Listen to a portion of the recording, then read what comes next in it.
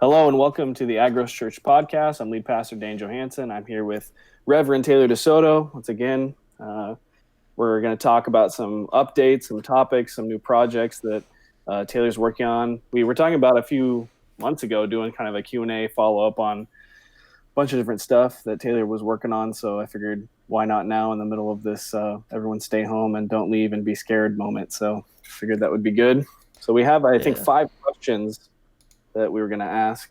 So how is things with you? Good. Thanks for asking. Thanks for having me on your show, man. Oh yeah. Really appreciate being back in the podcast game. I'm excited to be here. So things have been good with me. Obviously, everyone's kind of cooped up right now. So I started writing a little bit. But that's kind of what I'm doing right now.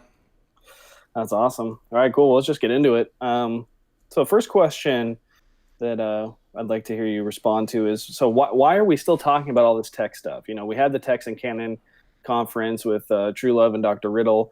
But wasn't that it? Why are we still going on about this stuff? What else is left to say? So why does the text and translation discussion still matter? Why are we still going on about it? Yeah, I mean, it's a really good question. I think, first of all, the Texan Canon Conference failed. We didn't convert the whole world to the TR.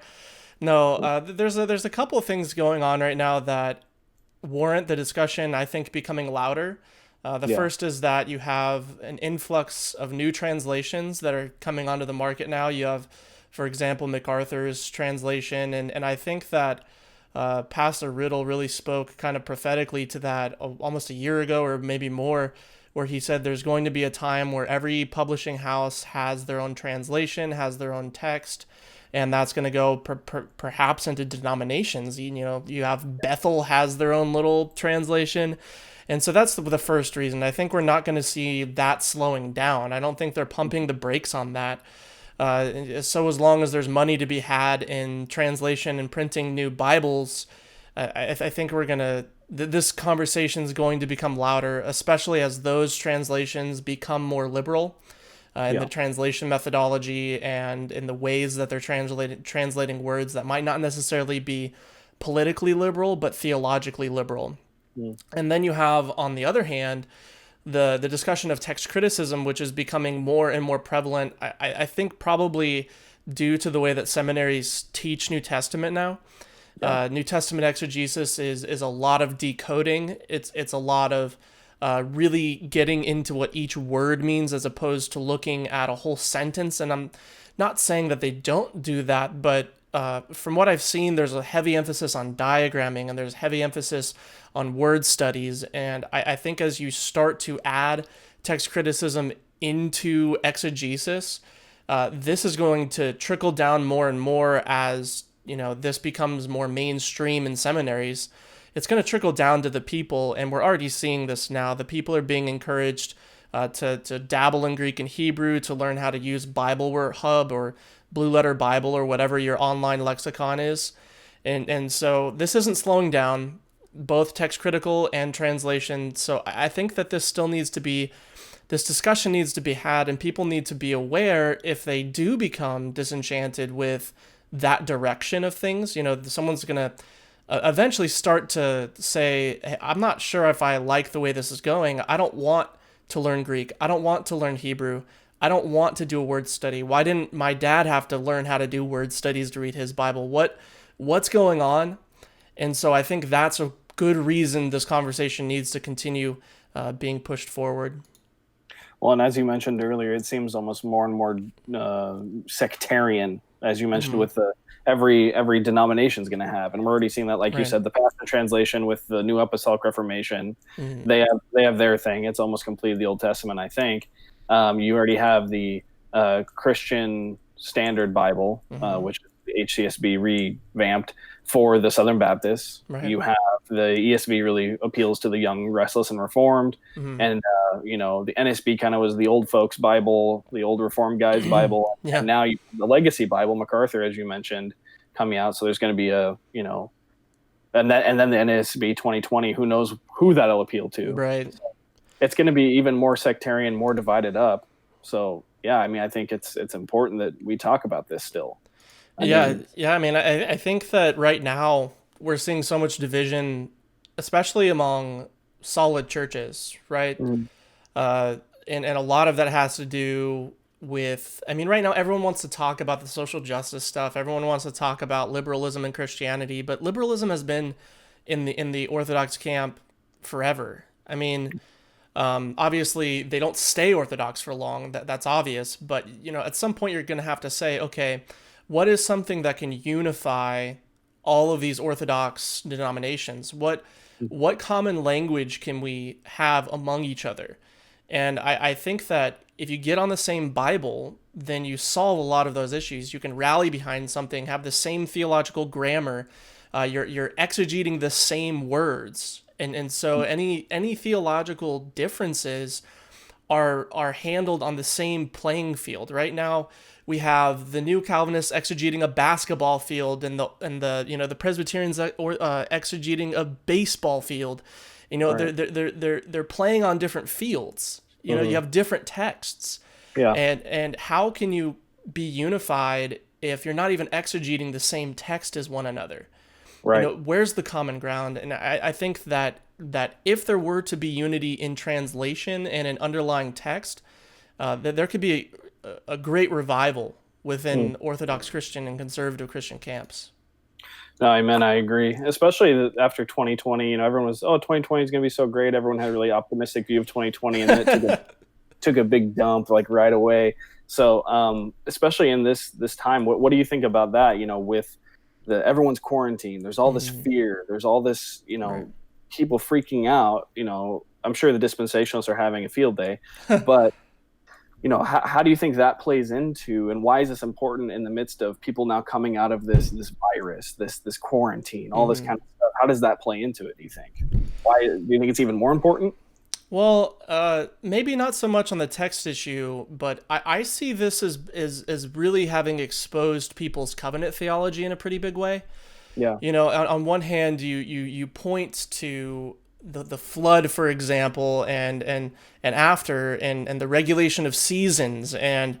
God's providence and His purpose for His covenant people, and there seems to be a bit of memory loss in conservative Christian camps that's saying, yeah, we believe that God is providential, but we also are not going to recognize that this is punishment Mm. on the church for being unfaithful. Think about the Old Testament. You look at if your covenant theology is consistent, you're going to look at the Old Testament and see, okay, when Israel was unfaithful, God took their worship away from them. Yeah. He allowed thorns to grow on their altars, and He Mm. took them out of the land. Yeah. And I'm not necessarily seeing this as related to the text issue. Maybe you can draw something out for me after I'm done here, but Yeah. I see it as really catching people out on their covenant theology, Mm. thinking that this has nothing to do with a disobedient church, Yeah. right? Yeah. Regardless of what you think, is this pestilence actually a pestilence? Is it deadly? Is it not deadly? Put that on the side for a second and say, look at how God is judging the nation regardless of how bad the pestilence is. He, Right. he has shut down Lord's Day worship for the most part. He Yeah. has isolated people. He's prohibited Mm. fellowship essentially. And Yeah. he's taken away the church's right to worship together. And Right. you see that in the scriptures when God is chastising His people. Yeah. Amen. No, definitely. And I think you would agree with this statement. I think that's why it's even more important people have confidence in their Bible now. Right, yeah. Not only so they understand what they are to do in obedience to God, but Hmm. also people that are afraid, genuinely afraid. Where are they going to turn? A Bible that Right, changes every couple of years, a new right. translation comes out every 2 years. No, they need to have a stable text. I think you would agree with that. So, Well, yeah, and that's actually, you just jarred my memory on something. Right now, we're also seeing kind of the fruit of continuationism. mhm. You're seeing a lot of people turning to extra biblical prophecy. You're seeing people turning. I mean, funnily enough, you're seeing the NAR and the charismatics kind of really getting caught out. Right. They're shutting down their faith healing clinics. They close their doors too, and I think that that's a really powerful testimony to the Mm. way that God is speaking today, because that you have any sort of major pandemic or pestilence, they shut their doors. They're like, yeah, no. And so when God shuts the door to your imagination and your, supposed private revelation, where are you going to turn? What's the consistent standard? What's not going to change? I kind of have this speculation that a big reason that people are so okay with their Bible changing every couple of years is because they have that to fall back onto. Like, no, the final say of my faith is what Jesus Christ personally says to me in my prayer life and in my dreams and through words of encouragement, words of knowledge. What happens when God takes that away from you? And I've seen people fall away from the faith so quick the second that that their feelings don't line up with what they believe about revelation, private revelation and things like this. So it's absolutely relevant. And we're seeing the continuationist doctrine really caught out right now. And where are they going to turn if your text is changing?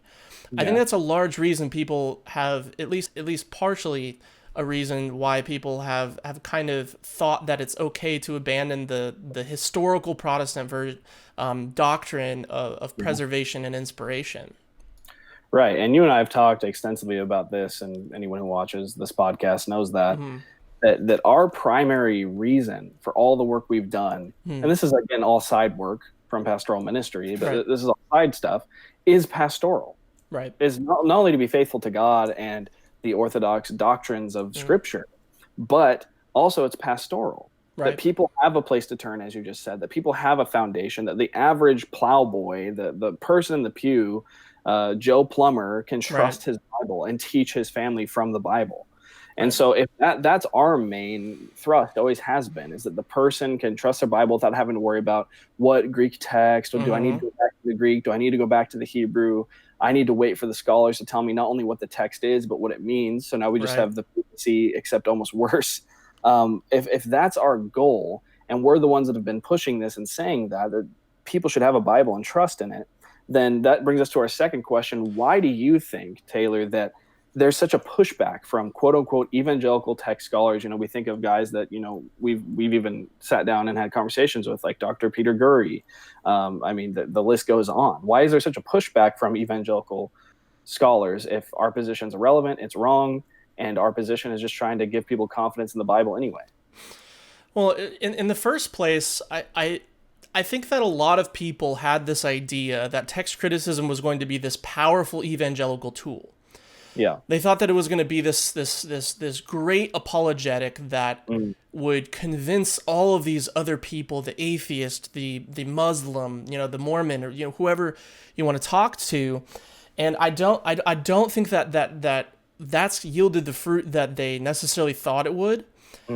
And when we see these videos of Muslims, playing all these videos of James White, for example, and Dan Wallace going and making a fool of himself with Bart Ehrman and all these things, the reason we're getting so much pushback is because I think they've realized they've exported all their resources to the wrong people. They've spent their efforts debating the Muslim. They've spent their efforts debating the atheist and the skeptic and this guy and that guy and the higher critic and the neo-Orthodox. They've exported the efforts of their ministry outside the church, and because it's not the gospel, it's yielded no fruit. And so then they turn around and look back at the church and they realize, whoa, what happened? We just turned around. We went out and we were fighting for you guys. And what I think they're realizing is that textual criticism, evangelical textual criticism, doesn't serve the church. Right. You go back, you go into the pew and you go into churches and you see that evangelical text criticism hasn't benefited the body. Right. It's propped up as this major evangelical tool, this big apologetic tool, but then you go to the average church and they don't care. It doesn't benefit the average person. And so they see a movement like the TR movement, the ecclesiastical text, whatever you want to call it, and they say, how are these people, getting so many people interested? What's actually going on here? It's because we are offering something that requires faith. We're saying God preserved his word. This is something that is given to you by God. You hear your shepherd's voice because you have the Holy Spirit. And people are actually getting confidence in their Bible. They actually believe that the words they're reading are powerful and God's speaking to them. And it's not just, a translation of a translation of a translation of a this and a that. No, this is God speaking to you. And when your pastor preaches from the Word of God, God is speaking. So you need to listen. And Right. people are actually being encouraged by that. They're being built up in their faith. And the reason we get so much pushback is because that's not okay. The academy has spent the last, however many decades pouring a lot of energy into this. They've literally changed the Bible. Yeah. And now they're realizing they can't produce an original, and they're finding that a lot of Christians are finding that out. And a lot of Christians don't like the stuff Dan Wallace says. A lot of Christians don't like this idea of quasi-preservation. And when they actually put their ideas out there, I think they're finding that people aren't necessarily okay with it. Right. No, I agree. So when we have somebody like you and I, who are, we don't have a PhD from Cambridge in text criticism. We don't have all the accolades, and we don't have to do the scholarly handshakes and all that kind of stuff to get in the club, right? So, I mean, even just recently from the Word magazine that Jeff Riddle and I did the other day, that was told to him by these guys. You don't have the right accolades. Even you, Dr. Riddle, you don't have a right to speak because you don't have the proper degrees, and you're not in the field and you're not publishing. So to kind of tie up everything you just said, you think that it's the reason why there's still so much pushback towards people who apparently have no right to speak and are completely uneducated on the issues anyway, is because they've realized they've spent their capital. The capital is gone. They've put it out there and realized that they can't come up with they can't put out what they actually said they would, which is confidence in the text. Right. And it's come back bankrupt. And so now we're coming along, people like us, and saying, hey, you can have confidence in this age-old text. Everyone's used it. It's tried and true. And that's the Word of God. Look at the providence of God. Have faith in the providence of God. Have faith in the Reformed doctrines that teach us about the providence, about the inspiration of Scripture, self-authentication of the Scripture, the work of the Holy Spirit. And then you're good to go, and you can move on and you can share the gospel with people rather than talking about text criticism with people. So they realize they're bankrupt on that. Yeah, no, absolutely. And what I've found is there's a lot of projection coming from their side. They'll say something like, "Where's your text? Which TR?" And it's like we say, "Here it is," and I think that's really a representation of how they feel. And they talk about oftentimes how the KJV is the new Vulgate, and we need to, Mark Ward seems to think that he's a new Martin Luther, and he's got to free people from the captivity of the KJV. But what are you freeing people from? You're freeing them into a literal new, the actual new Vulgate, which is essentially, listen, you don't have the scholarly credentials, you can't do the handshake, you're not in the guild, you're not in the club, and you need to sit down, shut up, and wait for us to tell you what to think. How is that not the same thing that was going on in 16th century?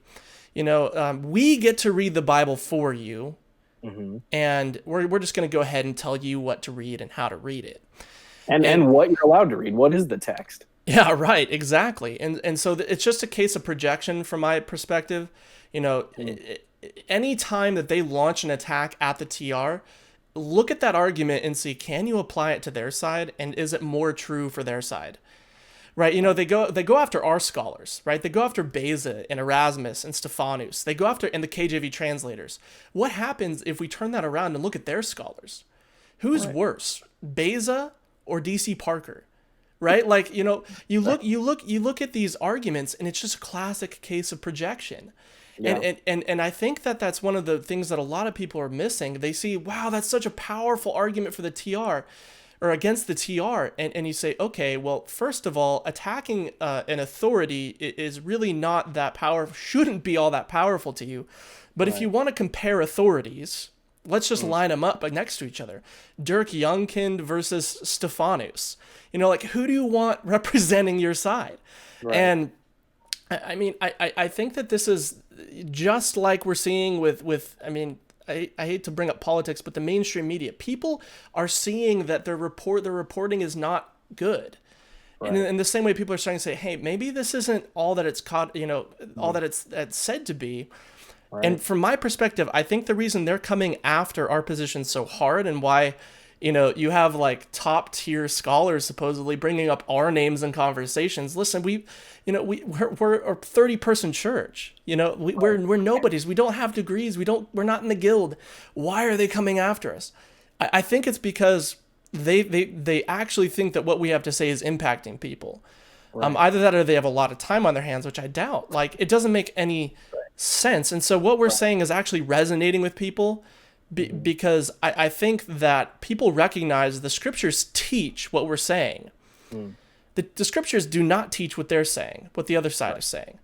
And so if you look past all the rhetoric, you look past all the appeals to authority, the attacks against our authorities, all this stuff, the mischaracterization of our position constantly, and you actually look at the kernel, the theological kernel of what we're saying, is we're saying the words in your Bible are the words that God breathed. Yes. That's what we're saying. And he preserved them for you, Christian, because that's why he wrote it. He wrote it for you, so he could talk to you until the end of the age. That's why he gave you the Bible. Right. And I think people recognize that is theologically accurate. It's scripturally accurate. And so, they come after us, I think, because there's a lot of voices coming out of the woodwork saying, hey, we've had enough. We're not buying into this. Right. And so I think that's what's going on. Obviously I don't have any data to support that, but just from the people we've talked to, it seems that's kind of what's going on. I mean, I think you're 100% right. It jives with the reality of what we're seeing take place. That's for sure. Right. So maybe speculative, but it seems to make sense. So seems what's going on. Yeah. Right. And to transition into the next question, I think it's perfect what you just mentioned about the attacks on our authorities, the attacks on the King James translators, on the TR, and the guys who would go after the TR position, the confessional text position, canonical text position, add in whatever name somebody has coined this week or last year. And when they go after that, they always have to go to the King James Bible. They always go to the King James Bible. So I think it's interesting, and that brings us to our next question. Why do you think there is such hostility specifically towards the King James Bible amongst even people who call themselves Reformed men, like, say, Mark Ward, and we'll get into that next question. But specifically, why do you think the King James Bible is this focus of so much hostility? I mean, if it's a Bible that, by their own doctrine, is inerrant, is at least the text underneath, it's an inerrant text. It's got it's inspired by God. It's the Bible. Right. Unless they're saying it's not the Bible. So why do you think then there is such hostility towards the King James specifically? It's hard to say. I think there's a couple of things going on. I think for the first side of everything, they don't like that most Christians read it. I think that really bothers them. Because this old relic that has no business still being around. Right. There's no reason, and it's, to a certain sense, it speaks to the quality of their modern Bibles. The fact that there's 55% of Bible readers would rather read a 400-year-old book, a 400-year-old translation, than read what you have spent your life producing. Right. It's insulting. And I think that's part of it. But then the other part of it, it's the only translation that people read that isn't touched by modernity. And I think that also is upsetting for people. Because if you listen to the rhetoric and you listen to the people's opinions of themselves, they think that their Greek is superior to the King James translator's Greek. They think their scholarship is much better than those in the 17th and 16th and 17th centuries. And so again, it's an insult to all the work they've done, saying, we know how to translate this stuff better. Why can't you see that? Why are you still picking up this pre-modern, ancient, dusty tome over what I have spent my whole life, what I've dedicated all of my time and energy and money into? Why can't you just recognize what I'm doing for you? And you have 55% of the church saying, yeah, we don't want anything to do with that. And so I think that's part of it. I think that's part of the reason why it is so upsetting for them. Right. I mean, I think we could, speculate. I'm sure there's money, financial reasons for publishers. I think there's probably certainly other reasons we could speculate. But I Well, think, I well, think, so before you go into that, that's a big one. Even in Authorized in Ward's book, he says something to the effect of translators need to eat sandwiches too. So there is a industrial, like sales kind of. That's a really big reason, actually. I think there's a lot of money in Bible sales. There's a ton of and study Bibles and Bible tools. I mean, there's tons of money into it, and you can't make money off the King James. So no, no. Yeah. And so, obviously, I think I mean, even James White has acknowledged that, sure, there's yeah, no Bible translations. It's the only reason is money, et cetera, et cetera. So there's probably all sorts of other reasons, but I right, think probably the main reason, maybe outside of money, is kind of what you touched on a minute ago, which is the postmodern idea and the Enlightenment-based idea that we know more now. What right, does C.S. Lewis call it? Chronological snobbery. sure, That yeah, we know more now than the King James Bible translators did. Why are you using that old thing that's not, up to date? It's not speaking to the people. We know more now, and we've gone ahead and fixed it. We need to distance ourselves from the past rather than see continuity from the past because we've updated it and made it better. right. Well, it disallows. This is really interesting. It disallows the modern Greek scholars to have an opinion to people that read a King James. So, for Mm, example, they say, given by inspiration, that's not accurate. It's actually God breathed, and we want you to use the terminology God breathed now. mm, There's all it's not it's being saved, right? They have all these little translational differences that they think is more accurate. It's accurate. It's not only begotten. It's one and only. There's mm, these certain things that they have no reach to the KJV reader. In fact, mm, the KJV reader is actually protected against that stream of thinking. mm. And so the academy has a hard time reaching the majority of Bible readers as a result. And I think it genuinely there's a certain part of this conversation where these really credentialed men are a little bit frustrated that they're not being received better. I think that has to do with it. I think that's a big part of it. Yeah, I would agree. And I want to make a comment and hear what you think about that, which will be a perfect transition into the next question I have for you.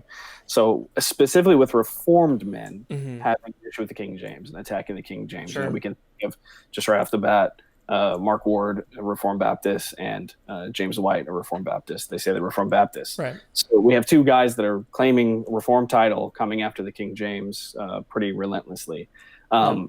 Now, just next to me, sitting next to me right here on this other wall of books, I have John Gill's commentary, Matthew Poole's commentary, and Matthew Henry's commentary, Mm-hmm. who all use, as the text printed in there, the King James Bible. Yeah. So I have these stalwarts of Reformed faith, experiential Christianity, Mm. just those guys, not to mention all the other commentaries Right. that comment and pick apart the King James Bible and Mm-hmm. explain it, expound it. But for the modern stuff, say the ESV, they have the ESV expository commentary series that came out, Mm-hmm. and you have scholars like D.A. Carson, Thomas Right. Schreiner, all these guys who are I'm not dissing their scholarship or anything, and they're Calvinist, so Schreiner and Carson, Right. but they are not Reformed men. So Right. we have Reformed men attacking the Bible that Reformed men have used and opting for the comments and the text and translation of men who are not Reformed. So why, I mean, briefly, it doesn't have to be long, but why do you think that is? Why Reformed men in specific? Well, so I think it more has to do with exposure. So when you become reformed, right? When you enter in through the gate of young, restless, and reformed, who are you introduced to? You're introduced into John Piper, who has a whole sermon on the 8 points or 9 points or whatever why the pericope adultery is in Scripture. You're introduced to John MacArthur, who has the same kind of thought. You're introduced to R.C. Sproul. You're introduced to all of the James White. You're introduced to the probably Mark Ward for a lot of people. You're introduced to these really people that are very critical of the King James Bible. Those are the gates that you enter through to Calvinism from or through, and so that's all you get, and all it takes is just an hour of lectures from these men. And youth, and you're like, man, these guys I really trust. I've benefited greatly from their ministry. They're telling me that this is the scholarship is settled, and that's your perspective. And Right. R.C. Sproul, for example, one of the greatest theologians in the 20th century, Right. going into the 21st century, You don't want to disagree with him. You don't want to have a problem with R.C. Sproul.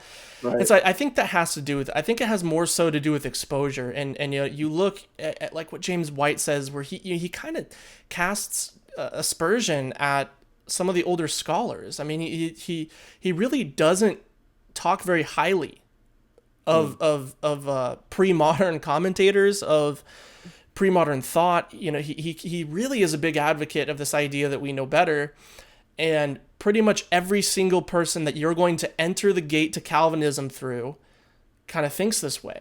And I think that's why. I think that's really good. So on that very note, then our fourth question that I wanted to ask you is, you are writing a series of articles, review articles on Dr. Mark Ward's book, right, Authorized: The Use and Misuse of the King James Bible.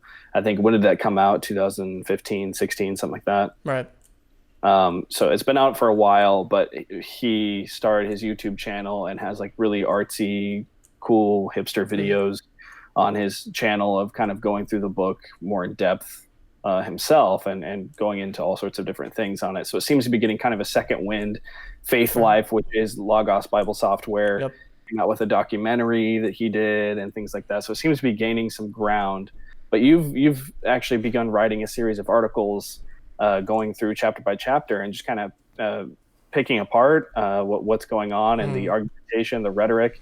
Maybe we can make this a twofold question. Why are you writing a series of articles unauthorized? Why are you doing it? Just like we asked the question, why are they still addressing us? Why are you still addressing him? Right. And secondly, do you think that's charitable to do it? Do you think it's okay to do it, to come after the scholar and write these things? Sure, yeah. Why am I doing it? First of all, I view the what I've called the textual discussion as kind of a twofold thing. You have textual criticism, manuscripts, printed editions, underlying texts, that kind of thing. And then you have translation and translation methodology. And translation is how people access scripture. And so you kind of have on one side, you have the James Whites, the Peter Gurries, the Elijah Hicksons, and then Mark Ward's really one of the only people that are just going after the King James, which James White's also on that side too. He gets the discussion. He gets that it's twofold, and that's why he conflates the two constantly, because he thinks, hey, if I can get people disliking the King James, then they're going to dislike the TR, and it's a really good strategy. But in terms of like what Mark Ward has done, the reason that I'm doing it is because I think the premise of his book is deceitful. And I say that as carefully as I possibly can. Not that Ward is necessarily deceitful, just the premise of what he's saying isn't correct. So he might not even realize that it's the rhetoric he's employing is deceitful rhetoric. Sure, yeah, like I don't want to attribute to him something that he's not actually doing. Right. But the words themselves and the arguments that he's making are completely not above board. And part of so is it charitable? I don't necessarily think I would say probably 55% charitable. And so about as many people as read the King James Bible. What's that? As many people as read the King James Bible, the same percentage. Yeah.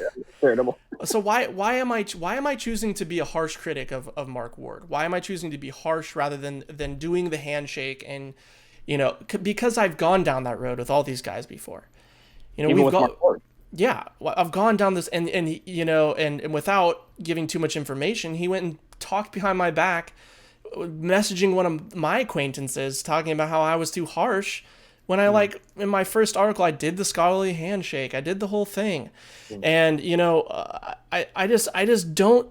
This is one of my pet peeves, and I'm going to be measured here, but one of my pet peeves is sort of the scholarly dance, and all of these guys do it, right? Where they're so charitable and they're so nice and they're so funny, and they say things though that are really not great.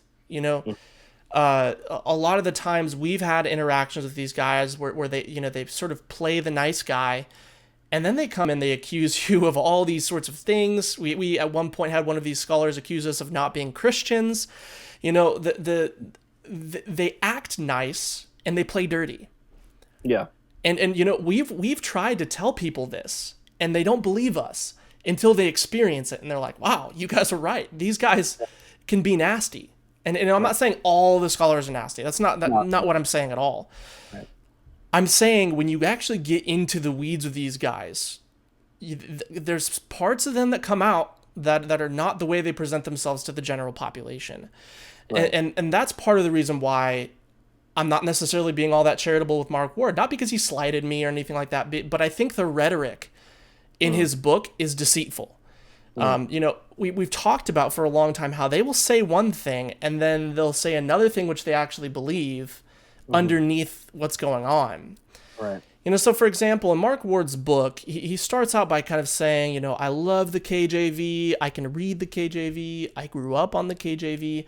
And you kind of see this evolution to him saying, I actually couldn't understand the KJV, I still can't read the KJV, you can't understand the KJV, you shouldn't read the KJV. It's like, how did you go from there to there? How'd you go from that point to that point? Right. And I think the standard reader is not going to see that. I think because I've heard people, when I'm critical of Mark Ward, people message me and they say, why are you so uncharitable to Mark Ward? I'm like, do you not see the rhetoric? The rhetoric it's not above board. Right. So you want to help people see how that's even taking place, because a lot of people don't know. Because I mean, even in the book, like as I've been reading your articles, and I'm familiar with a lot of his stuff from his YouTube and things like that.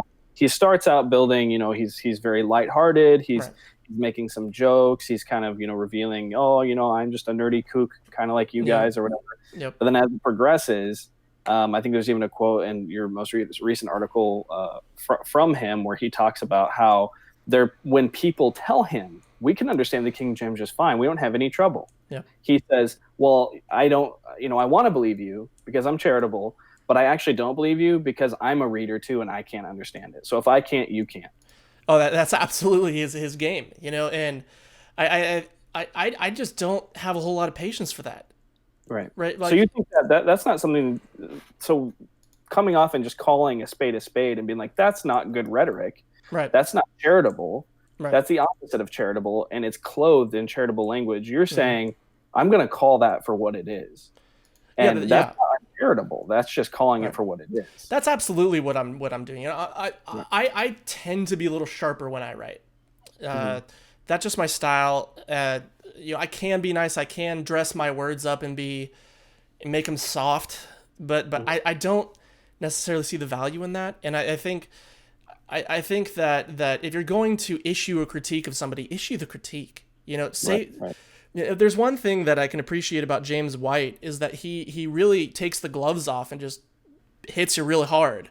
Right. I can understand that. That makes sense to me. I grew up. I played lacrosse. I understand somebody squaring you up and hitting you.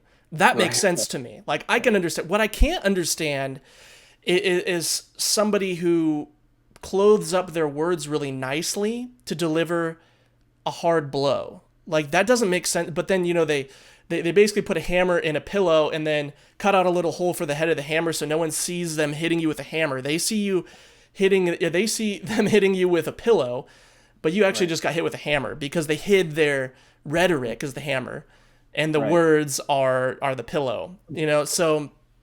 And I know you okay, we're friends, right? So we've known each other for a little bit. Yeah.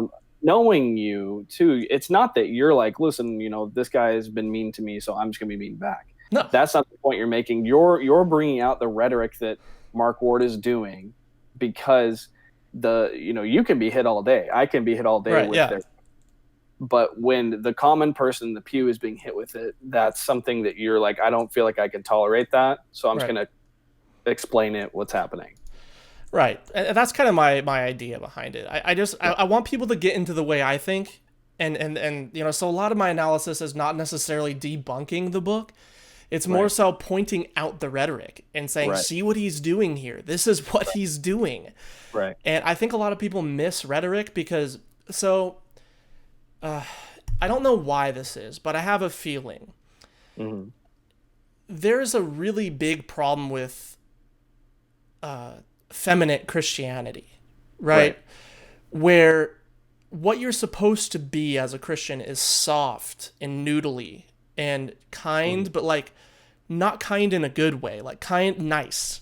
It's like Chipper. you're supposed to be like this friendly sort of teddy bear. And I think because of that, like that's for the longest time has been what they've been teaching men to be. They basically say, hey, you are to be as close to a woman as you possibly can. And so I think in a lot of ways, people have kind of been taught to just be nice to, especially scholars. And say, this guy's a scholar. He's credentialed. This guy's well known. And it's like, I don't care, right? Like you can have all these degrees. I'm going to interact with your ideas and what you say. So if you say that you had trouble picking up girls in your book, I'm going to make fun of you for that. Because it's entirely weird for the subject matter. So, I think we need to get out of our heads that niceness is a fruit of the Spirit. I don't think being nice is a fruit of the Spirit. I think being kind is a fruit of the, I think being gentle, but being bold and being courageous is also something we need to be as Christians and as men especially. We need to be just as okay mopping the floor as we do beating someone over the head with the mop. If someone comes into your house and tries to rob you, defend yourself. And that's the way I see Ward right now. And I'm finding this to be true as I read his book. His audience is clearly non-KJV readers. And he's trying to convince non-KJV readers that those crazy KJV readers need to put it down, put it in a museum, and make the switch or have their Bible updated. And he even reached out to TBS and said, hey, I'll help you update the thing. So I see him as coming into our house, getting himself involved in an issue he doesn't really have a vested interest in. And so, when I didn't go after Mark Ward until he started attacking, until he kind of started going after TBS and all that. Don't come into our house and tell us we need to change. We're fine with our KJV. Leave us alone. And that's because right. Yeah, I meant Albert Hemdy. He wrote that article against Albert Hemdy, the premier TBS Hebrew scholar. It's not okay. I mean, we're not sitting here being like, hey, I'll translate the passages in the TR that aren't there in the critical text and give them to you, so you need to put them in NIV. I want you guys to have the full word of God. That's my position, and you guys need to put them in your NIV so that way everything's fixed. He's coming, we're not doing that. However, he's coming into our camp and saying, you guys cannot understand the KJV. It needs no one can. Everyone's struggling with it, and I will come in and fix it up for you, and you can have the KJV that I helped you fix. And we're all saying, no thanks. And then he says, that's uncharitable. They're mean. Right. I mean, that's exactly. It's like when, it reminds me of the playground growing up, like where you have kind of the smaller kid comes and picks on the big kid, and then the big kid punches him in the nose, and then he cries and tells the teacher. Right. That's kind of what it reminds me of, where, you come in and maybe he does have a good idea. Maybe the KJV does need to be revised, and maybe this is an honorable Martin Luther-esque kind of moment in history for him. But I don't think that's the case. And when everyone that's reading the KJV is telling you, hey, we can read it, it seems to be you and your friends that had trouble with it. And that's okay. You're allowed to have trouble reading the KJV. There are times where I need to look stuff up, and no one is debating that doesn't happen. Right. But we clearly want to read the KJV. We had the ESV, we had the NASB, we had the NIV, we had access. We still have access to all these Bibles. If the KJV was so difficult, why wouldn't we just go back to our ESV? And like, so I see it. I see myself in this article series not being the aggressor at all, and. I think when he says stupid things, I'm going to treat him like he said something stupid. And I don't think that's wrong. No. So people might disagree with me on that, but, my intention is not to be a bully. But again, if you write something that is not well, that is not stated well, or it's a bad line of thinking, and it has to do with my passion project, which is addressing the text critical issue, I'm going to write about it. And, I've addressed little blogs. I've addressed James White. I've addressed lots of people. Right. And that's their whole thing is let's put it out in the marketplace of ideas, right? How many times does Sure. James say that you can't Right. go into the marketplace of ideas and buy and sell the stock of intellect or whatever? You know, so because you're a TR guy, you're a King Mm, James. So if they're putting this out, there's why can't we respond? And if we are so non-essential anyway, we don't know what we're talking about. right. Why is it that we're not allowed to respond? Why would it matter if Right. we respond or not? Well, I think it Right. goes back to again the conversation we had earlier that this is making a difference, and we see Right. it as important to respond to these things. I've even made a video Right. because I think it's undercutting people's confidence in the Bible because they're Right. not giving us anything to replace it. I think he finally got to a couple points in his book that you're going to address where he says, the KJV needs to go away, and what will replace it? I don't know. Maybe the NIV. That's Yeah. horrible. Right. That's not the thing. I mean, I think every Right. reformed person would probably be like, yeah, let's not have the NIV replace this. Right. Let's do something else. Well, and that's also a good point, and why I believe the gloves need to come off on our side a little bit. I think we don't need to do the scholarly dance. Yeah. We don't need to play by the rules of the guild. This is kind of interesting, and there's a concept called game theory where you kind of there's kind of two sorts of people. There's people that play by the rules, that are bound by the rules, and people that are not bound by the rules. And the person not bound by the rules is going to be more successful than the person bound by the rules in the game, in the encounter. We don't have to play by their rules. We don't have to publish to journals. We don't have to do the scholarly handshake and be nice and do all the the introductions and all this stuff that they do. Right. We play by our own rules because our jobs are not at stake, right? We're not going to get fired from our seminary for holding this position. We're not going to get slapped on the wrist by our publisher. We get to play by a different set of rules. And I'm not saying we get to be mean or anything like that, but we don't have to access this topic by publishing in Bart Ehrman's book series, right? Like that's not our entry point. Right. And so it doesn't seem like they really have caught on to that we don't have to play by their rules in terms of how we write. We don't have to cite, we don't have to be perfectly formatted in our articles. We can misspell things. Like people get mad at me all the time for having spelling and grammar errors. It's like, do you know how much words I write every day? So yeah, I think that in terms of what this is, what we're doing, this movement, as Pastor Riddle has said, I don't see a problem playing with guerrilla warfare because they do too. They lie about Erasmus all the time. They revise history. They say things that didn't happen the way they say it, and so it's not that we're gonna lie. We're not gonna play dirty, but we're also not gonna play by their rules. Right. I mean, we've seen, I've seen interviews with, Dr. Gurry and Dr. Riddle talking, and we've also seen this other places. I think we've even encountered it too, where they bring up the confession of faith, kept pure in all ages. Right. They then tell us what it means. Kept pure in all ages means that there was always a perfect manuscript at all times. We say no, it doesn't. That's not what it means. And every Christian had access to a perfect text at all times. And we're like, that's literally not what it means. Here, read Garrett Milnes. Read Milnes, read Hills, read all these people. That's not what that meant. Read the confession, the authors of the confession themselves, read commentary. That's not what kept pure in all ages mean. Right. And they say, but it does. Right. So it's almost passive aggressive. And, how do you even deal with that? Well, we can't, go and get, $700 Brill books who then refute them.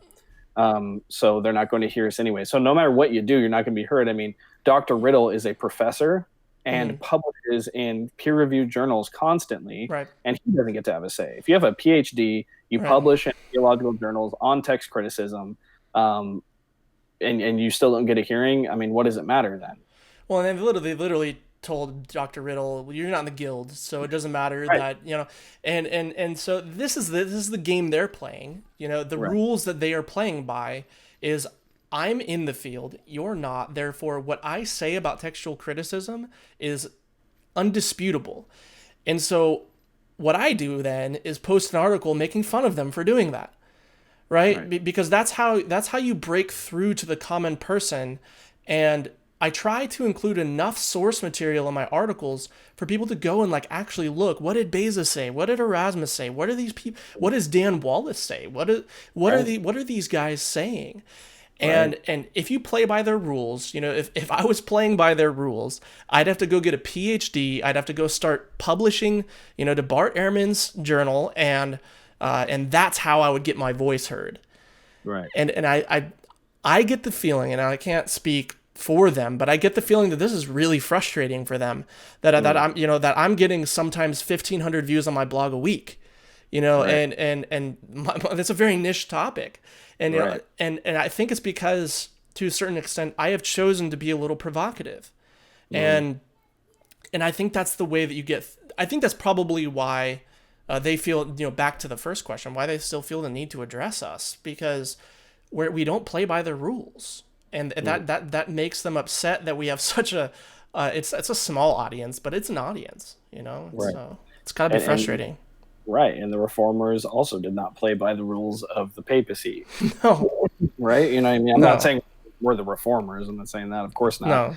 Or that they're the papacy necessarily. Although I think There's many of some them. pretty good parallels to the Right. No, two. Yeah, yeah, there definitely is. yeah. One thing before and we've kind of already touched on that last question, but one thing before we make some closing remarks is, and you and I have talked extensively about this, is there seems to be a large disconnect. So if you could Mm, comment on this, there seems to be a large disconnect between the quote unquote evangelical scholars doing text criticism, whatever that means, and the person in the pew on their side. They have no idea mm, how to reach the person on the pew. So it seems like people like Dr. Ward have to reach down on this level, and it seems almost sure. passive aggressive. It seems Right. the rhetoric is offensive, in my opinion, and same Yeah. for you. And so there seems to be a massive disconnect. I mean, even when we've had conversations, okay, we'll use the Tyndale House Greek New Testament, use the SBL, and I'm like, why? Why would I use that one when no one uses it? Right. What translations are made from it? Right. Well, why does that matter if there's translations of it made or not? I'm like, Right. because the person in the pew, your average Christian, is reading the NA28 translated. They read Right. the NA28. They don't read the Tyndale House. So Right. why would I use the Tyndale House or go after the Tyndale House? So there seems to be Right. a large disconnect. So if you want to make a couple comments on that. Yeah. I mean, this is kind of one of the weird observations that we've had, where Yeah. we've asked just very plain questions like, how does this translate to the people? How does that make sense? You have, for example, Dr. Guri writing about how Christians are going to have access to the CBGM, and that going to be encouraged to use it on a personal level, and you have people like James White who will say, everyone doesn't need to learn Greek and Hebrew, but it's a good way to spend your time.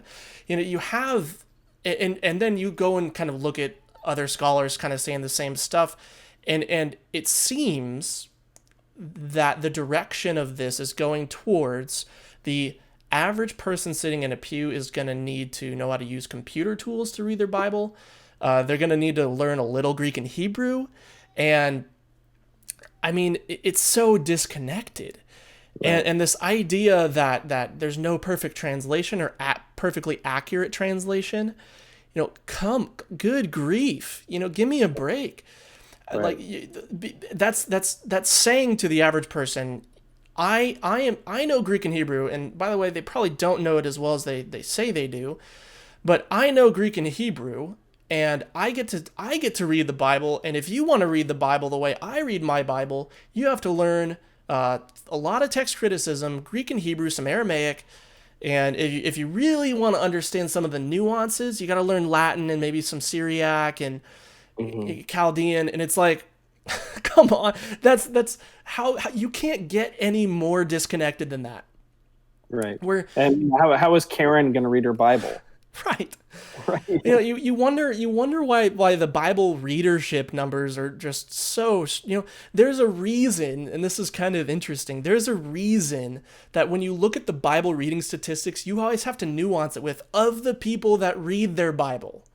Mm-hmm. Right? That's why the whole thing, there's a billion, 500 billion people bought the NIV in 2018 or what, like the problem is of the people that actually read their Bibles, they're not reading the NIV. And, No. and so the people that actually read their Bibles, most of them read the King James. And I think that that's a huge disconnect for them. Right. What we have seen is that a lot of these men, a lot of them really great stand-up Christian men Hmm. are so, and I think probably because a lot of them are younger. When you're young, you get so focused. Like, I know this, Right. Yeah. this. You get so focused on your work that you forget to look up out of your cave. Hmm. And what's outside of this new evangelical text critical cave is a bunch of people that have no idea what you're saying. Right. And what I imagine is, as you start to popularize this idea, the I.e. theology, I.e. Dr. Ward. yeah, people are going to start getting pretty upset. I think people are not going to like it all that much. Hmm. And which is why I think mostly Ward's our audience are people that don't read the KJV. I think that's probably, or used to read the KJV, grew up IFB, got burnt. I think that a lot of these ex KJV readers are probably people that got burnt by the IFB, not burnt by the KJV. I No, I agree. I think 100%. that I think that's a lot of what's going on. And because KJV onlyism is intimately connected with IFB, Hmm. they have to shirk and shrug all of that doctrine and give a reason for why they've now changed their Bible. I think that's a part to do with it. So I wrote a little article. What was it, last year? I wrote a little article on, is the Texas Receptus really a minority position? yeah, Where I put the same statistic that you brought up the other day. 55% of people read a King James Bible. Of those who read their Bible, 50-50 or 55% mm-hmm, of people read the King James Bible. Another 11% read the New King James. yep, There's got to be at least 400 people that read the MEV. Add that in there. So right, we're talking upwards of almost 70% of Bible readers read something from right, the TR, a translation of the TR. yeah, So, like you said, I mean, the majority of people are reading a TR translation anyway, and right, that's people that actually read their Bible, the people that actually care and are reading it. So, maybe those statistics have changed since mid 2019, but right, um, either way, there's a big disconnect here between what they're saying and doing and what the person in the pew, Karen and Barbara and Joe Plummer, right. they're, can you see them sitting there with the Etizia Critica Major, like 12 volumes, like, piecing through this, like Yeah, it NRK, Ain Logos, like they're sitting there doing that. Kai Like, Halagos. yeah, I don't So the know. yeah, I so one last thing on my approach, and people might not like this. They might say that's not befitting for a Christian or whatever. Go and read go and read some Martin Luther. But um, I think that one of the biggest problems I have with what's going on right now is there doesn't seem to be any good reason to attack the King James. So from a doctrinal perspective, you have guys like James White saying from the most two extreme manuscripts, there's no doctrine affected. Well, okay, so if we're taking the Alexandrian text as the most extreme text and the TR as the most stable text, there's no difference between them. But what problem do you have with it? On the other hand, you have Mark Ward who quote unquote genuinely wants to help people. Okay, go ahead, do your false friend ministry to help people. That would make sense to me. If you started a website that said, have trouble reading the King James, here's a tool for you. If that's what he did, then I would not be addressing Mark Ward at all. I would not Right. have anything bad to say. I'd say, thank you. I know you read an ESV or whatever, but thank you for this. This is a great help to the church, to the people that, have trouble reading their Bible. Thank you. And Right. instead, he's decided to say, look at these tools I'm using to help the church. Meanwhile, while also saying this thing needs to be relegated to a museum. And so that's why I have a problem with it. That's why the gloves are off on my end. And they're not really all that off. I'm not hitting them that hard. Right. But I mean, people need to see the how rhetoric plays into all this, and how half truths and full lies get thrown into the discussion, and people become consumed by Erasmus and these kind of red herrings in the discussion, and they don't see what's actually going on, which is that Right. you have people that don't believe the original can be found are making your Bible, and that's not okay. That's not good. And on that, Dr. Gurry did say, like, that is completely inaccurate what you just said. The field has nothing to do with that. What you just and Dr. Riddle, Pastor Riddle, has been going back and forth with him on that. Right. So if people are interested on hearing more about, is the Academy really saying you can't find the original? Is no one really looking for it? Go see the interactions between them and the newest, the three newest Word magazines. So I think 162, 163, and 64. That will address all of that. All right. In closing, a couple closing comments. We could do this by asking this question to you. So, in light of everything you just said, and this is the direction you're taking with Mark Ward's book and Mark Ward. So don't take that as a framework for everything we should do moving forward. Right. But what is the future of text, this discussion of text between TR guys and the other side? Where do we go from here? Where do you think it needs to go? And how can these two opposing sides make any ground? Yeah, I mean, I think that probably we need to get these evangelical textual scholars to admit that what they're saying is different than what the Reformation scholars are saying. Okay. I've written a couple of articles on this. No, Beza was not doing modern textual criticism. That's a good article to reference. I think that they need to have a heart check. They need to come to the realization that there's a lot of ways where they really bend history, and so I think that's an important thing that needs to happen. I think there needs to be some agreement and say, because you have had guys like James White who will say, those guys were wrong, and there's a lot of people that will say those guys were wrong, and I think that's good. Yeah, I can handle that. Yeah, because then we can have a discussion, and we can actually come to the middle and say, okay, well then which one's better? But right now what you have, and this is why I see the need to be a little bit harder on them. What I see is going on is that they're trying to wash history. They're trying to wash what actually happened by using guys like Jan Kranz. White does this all. So on one hand, White will say they were wrong, Turretin was wrong, and then on the other hand, he'll say Turretin didn't mean what you say. And there's make up your mind, stick to something, and then actually defend it. But don't say these conflicting things at the same time. So I think that's the first step. I think either the actual evangelical scholars need to come to terms that they are not the grandchildren of the Reformation. These modern Bibles are not the grandchildren of Tyndale and the King James. They're just simply not. When it's either they've got to realize that, or the church is going to realize that. And I think that we're seeing more and more the church is kind of seeing that. And so you can, from their perspective, you can either double down and continue attacking the King James, undermining people's faith in the Bible, or you can just say, hey, we're wrong on this. We think that our direction is better, and this is why. So what that would look like, they need to produce a new Chicago statement. That's the only way that this happens. The only way that this conversation moves forward is if they stop playing politics and actually answer the doctrinal question. Right now they're playing politics. They're saying, but Erasmus, but Beza, but Stephanus, but the KJV translators, and so on and so forth. TR onlyism is cultic. KJV onlyism is irrational. And they use all of these games, these rhetorical devices where they move the definition of King James only and then attack it. Things like this.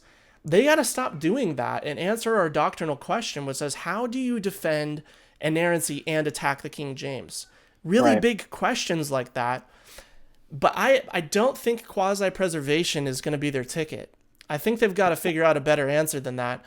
Because right now, the Chicago Statement on Biblical Inerrancy is a completely useless doctrinal statement. At the time of recording this, it means nothing. It 100% is not a legitimate doctrinal statement because they have chosen as their form of validation textual criticism. And textual criticism has changed so much that the Chicago Statement is completely worthless. And so I think going forward, from our side, I would like to see them actually square up and say, either, be consistent and say, yes, we disagree with them, we think they were wrong, and then say, this is our doctrinal statement, this is what we believe the Bible is, and kind of the way they're going with that right now is that the Holy Spirit gave to us what was good enough for him. Right. That's not a doctrinal statement. Right. No, that's not how this works. That's not a No. coherent system. And so I think that's the direction. I think they have to really square up with their doctrine and figure that out, Right. instead of just attacking people that read the King James and people that are confessional text or King James Mm. only in the IFB. I don't think that's going to work for them long term, actually. No, I Yeah. agree. 100% I agree. I think that they haven't really heard us, and they're not No. trying to hear us, No. because even Dr. Riddle saying, "Hey, here's my critique.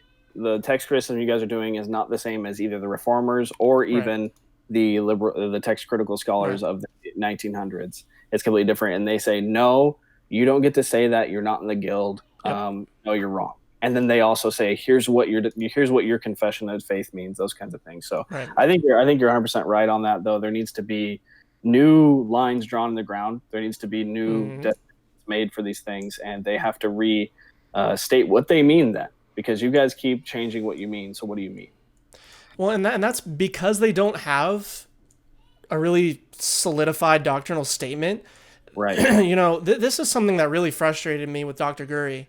Was that he says, well, the scholars are trying to find the original, but then you ask him, well, how do you define original? And he squirms, and so it ends up being something like the Osgong text, Yeah. and so I just simply don't think that this conversation is going to be helpful at all, while they think that the way to win this is to attack our person and attack the people that created the TR. I don't think that's going to gain any ground. And I think, I hope this happens. I hope people see that ultimately, well, here's what's likely going to happen. It doesn't seem like they're slowing down in their direction towards higher criticism. Like that doesn't Right. seem like they're not pumping the brakes on that. Mm. My guess is we're going to see and this is just a guess. I'm not prophesying. This is just a guess. Right.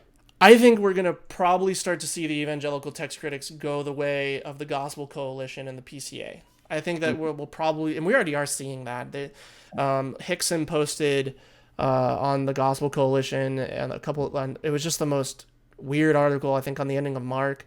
Mm-hmm. So they're utilizing the platforms that are going really left right now. And it just wouldn't surprise me if they kept going that direction. And I'm not saying that to disparage them, but it just seems the platforms that they're using are becoming increasingly less reformed. So I agree. Yeah. I just Awesome. hard to say that with certainty, but seems Yeah. like a good I, get. I would agree. Yeah. All right, cool. Well, I mean, I hope that was helpful to you guys. That was a fun conversation. Either way, we could, in the words of Ward, we could nerd out all day talking about all this stuff. So, we love it. So, hopefully, guys, that was helpful. Thank you, Yeah. Taylor, for coming on and talking with me. Glad we could record it. Hopefully, it works out. So, awesome, guys. God bless you. May the Lord keep you.